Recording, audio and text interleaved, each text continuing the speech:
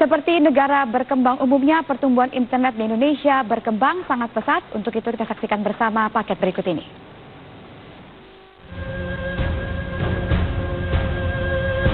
Seperti negara berkembang umumnya, pertumbuhan internet di Indonesia berkembang sangat pesat, meskipun dukungan infrastruktur untuk konektivitas belum sepenuhnya terpenuhi.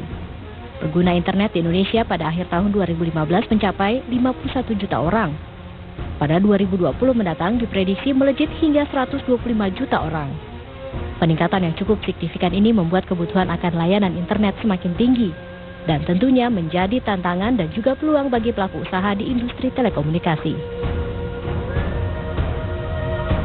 Semakin banyaknya masyarakat yang terhubung dengan internet yang saat ini didominasi oleh telepon seluler, operator telekomunikasi saat ini harus sudah bisa bertransformasi dan memperoleh penghasilan dari akses internet dan data servis lainnya.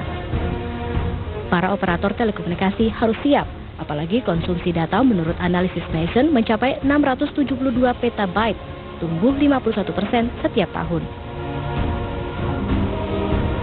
Pada tahun 2015, pendapatan servis data dari operator telekomunikasi di Indonesia mencapai 146 triliun rupiah, dan 48 triliun diantaranya berasal dari akses internet. Pendapatan servis akses internet dari 3 operator seluler terbesar mencapai 45,2 triliun rupiah. PT Telekomunikasi Indonesia dengan Telkomsel memperoleh 32 triliun rupiah, Indosat 7 triliun rupiah, dan XL Axiata 6,2 triliun rupiah. Provider konten online dan aplikasi juga meraup keuntungan dari semakin tingginya penggunaan konten dan servis mereka.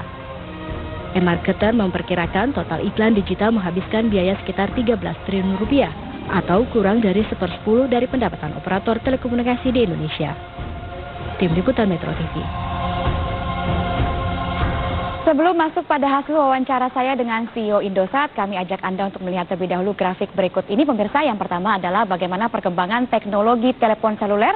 Kalau Anda saat ini sedang memegang telepon genggam Anda ataupun smartphone, silakan Anda lihat ada simbol 4G, 4G ataupun 3G, atau mungkin masih 2G. Ini merupakan teknologi telepon seluler terkini yang merupakan 4th generation, yaitu 4G. Ada 2 jenis dari 4G, perkembangannya dari waktu ke waktu. 1G, 2G masih dibuat untuk voice dan juga paket berupa SMS. Kemudian 3G sudah memasuki paket internet, dan kali ini 4G. Di Indonesia sendiri diluncurkan pada tahun 2010 untuk standar WiMAX yang berasal dari Korea Selatan. Sementara untuk standar LTE masuk ke Indonesia pada November 2013 dengan pengembangan dari Swedia.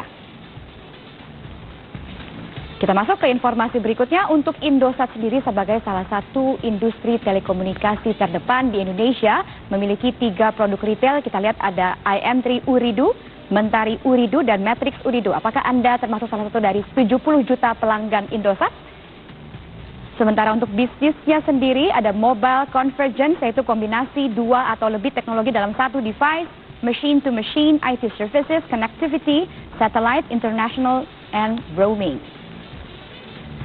Indosat juga terus-menerus mengembangkan bisnis dan kekuatan kualitasnya dalam hal melayani Anda semua pemirsa pelanggannya. Dan untuk perbandingan pendapatan PT Indosat Tbk, kita lihat dari kuartal pertama 2015 dibandingkan dengan kuartal pertama tahun ini 2016, memang mengalami peningkatan sebesar 13,62% untuk penggunaan seluler, dan juga 1,08%, bukan angka yang terlalu tinggi tetapi meningkat untuk penggunaan multimedia, komunikasi data dan internet. Sementara untuk telekomunikasi tetap, seperti misalnya telepon, kemudian juga SMS yang sudah mulai ditinggalkan oleh masyarakat modern saat ini, turun 21,38%. Industri telekomunikasi di tanah air ini harus mampu bergerak cepat untuk mengimbangi gaya berkomunikasi era baru yang kini menggunakan pesan teks berbasis data atau internet, bukan lagi suara atau telepon. Lalu bagaimana Indosat Uridu berpacu menyesuaikan diri? Kita ikuti penuturan CEO Indosat Uridu, Bapak Alex Rusli berikut ini. Hai Rike. Halo Pak Alexander Rusli, how are you? Good to see you. Akhirnya bisa ketemu Bapak ya Pak. Welcome to Indosat Uridu. Terima kasih. Selamat datang, ya. Tapi ngomong-ngomong Pak, saya baru tahu loh Menara Indosat sekarang wajah barunya ada galerinya di lantai dasarnya. Sejak kapan Pak?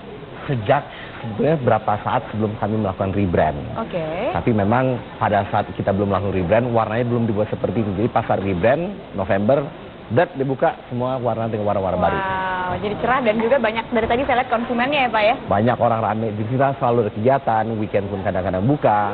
Apalagi kalau di lantai 2 ada acara, we have a lot of acara kita adakan di sini. Oke, nanti kita akan bicara tentang rebrand, tapi untuk saat ini saya ingin tanya ya Pak ya, Bapak sebagai pemimpin tertinggi untuk bisnis telekomunikasi. Ceritanya gitu ya? Ceritanya emang beneran kayak begitu Pak Alex.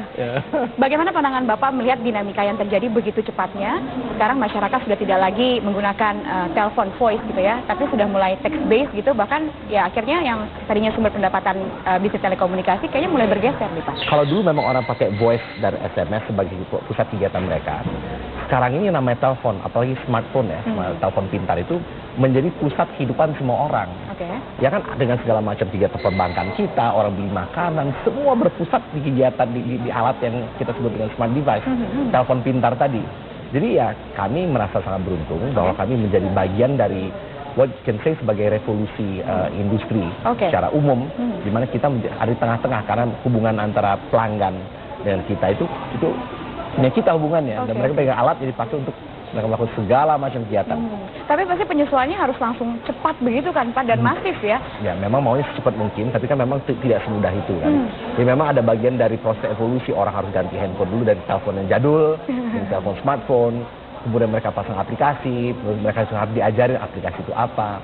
Banyak pengembang lokal juga harus kita bantu hidupkan, supaya mengembangkan aplikasi lokal, gitu. Bukan cuma perbankan, ada kan seperti ya yang jual makanan pakai ojek gitu ya, dengan berbagai macam brand sekarang, ada yang naik taksi pakai juga bisa pakai aplikasi, beli diaper gitu. Itu dari sisi dunia praktisnya ya Pak. Tapi untuk bisnisnya sendiri, dari sisi bisnis telekomunikasinya yang harus bergeser, bagaimana penyesuaiannya? Target yang jangka pendeknya yang harus dicapai apa Pak? Ya ini memang yang dalam jangka pendek itu menjadi berat, karena mereka ngurangin pakai voice dan SMS. Memang pakai data, tapi pakai datanya belum sebanyak dengan apa yang diinginkan, karena memang revenue kita dari data itu tidak sebesar revenue dari voice dan SMS. Jadi yang satu turun lebih cepat, yang satu naiknya lebih lambat gitu ya dalam hal revenue. Tapi itu memang bagian dari tantangan kita yang harus kita coba atasin. Ya, there are many things ya, banyak hal yang harus kita lakukan untuk memastikan agar transisi smooth. So, having said that, I would like to ngajak Rike untuk ke lantai-lantai lain untuk melihat berbagai macam hal yang kita miliki. Boleh deh Pak, saya pengen lihat wajah baru Indosat di lantai-lantai lainnya ya. Selamat mana nih Pak? Sana ya? Thank you. Kita pelanggan. Ini angka yang bertambah tidak dari tahun sebelumnya?